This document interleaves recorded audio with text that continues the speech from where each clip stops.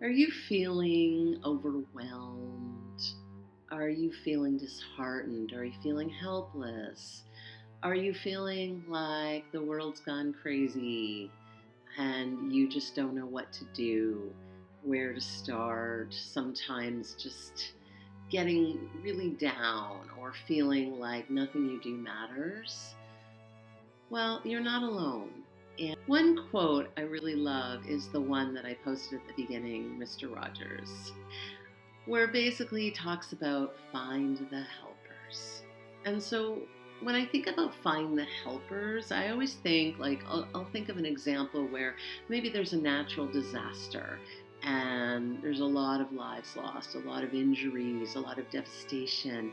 And it's so easy to get caught up in that. And of course, it's natural to be upset about that and to have compassion and feel really bad for the people involved. But sometimes also to see the people lining up to give blood, or the people that are helping to rebuild or helping to look for survivors, the helpers that Fred Rogers talks about. And that can give us a sense of hope. And it also makes it feel like not everything is unsolvable, and that there are at least some things we can make better or control. And so if we kind of take that idea of look for the helpers and even bring that into our personal lives, if we're stuck in a really bad relationship, or we're in some really impossible situation, or everything feels really bad, having that sense of hope, having that idea that even if it's really hard to believe it in that moment, kindness does exist in the world, even in the abstract. Even if no one in your life at that moment seems kind, or maybe you haven't been on the receiving end of any of that, just looking for that, just finding that, even if it takes watching a movie or reading a book or finding it in some fictional way, it does help reprogram our brain. It helps our brain see hope. It helps us believe. And when we can believe that there's even the glimmer of possibility of things improving or getting better, then that means it's possible. What we can imagine or believe or see or think about becomes a possibility. And so when you're feeling overwhelmed, when the world feels impossible, whether it's on a small scale, whether or not it's a large scale, there's a lot of scary things going on in the world. And there's a lot of things that just feel like too much, and it's so easy to just feel bad. It's so easy to get caught up in that. And there is finding that fine balance. There is finding the balance between I'm feeling sad and I'm allowing those emotions to come and I'm allowing myself to be where I need to be in this moment, and I also have hope, and there is possibility, and the world can be good, and good people exist in the world. And so we want to allow ourselves time, we want to allow ourselves compassion about feeling whatever emotions we need to feel. And then we also want to find the little moments of joy. We want to find those little moments of beauty. They can coexist. We can hold on to more than one feeling or more than one thought at the same time. Here's an example: feeling really bad or feeling really down, and then go for a short walk and look at the scenery. You have a pet that you love. You have something, if you can't get outside, maybe you have a painting you enjoy.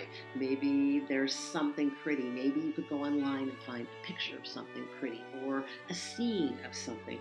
But just find something. Find something beautiful. Find something that feels good to look at.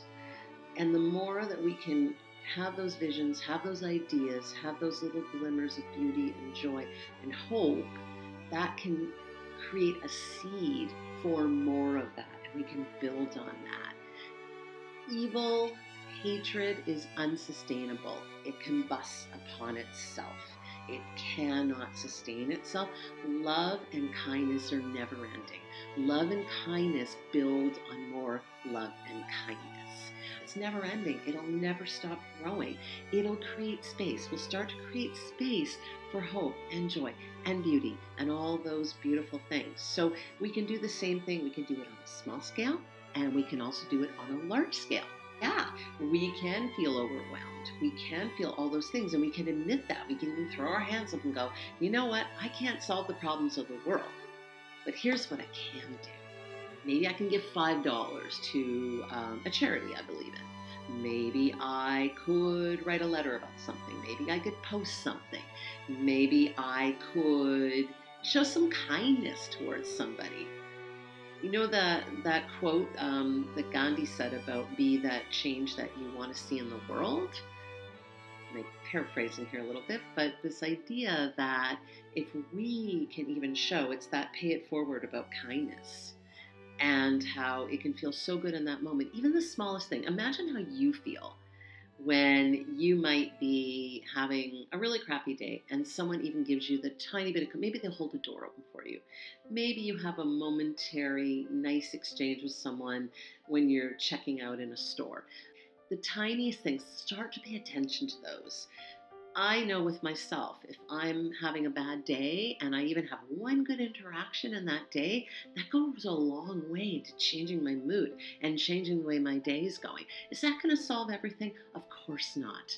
But life really is also about the moments. So we have layers. We have the big things, we have the bigger things, we have the on a worldwide scale. And then we have the big things maybe in our world around the people we know. And then we maybe have the big things going on in our own lives. And then we have the day-to-day things. And then we have the moments.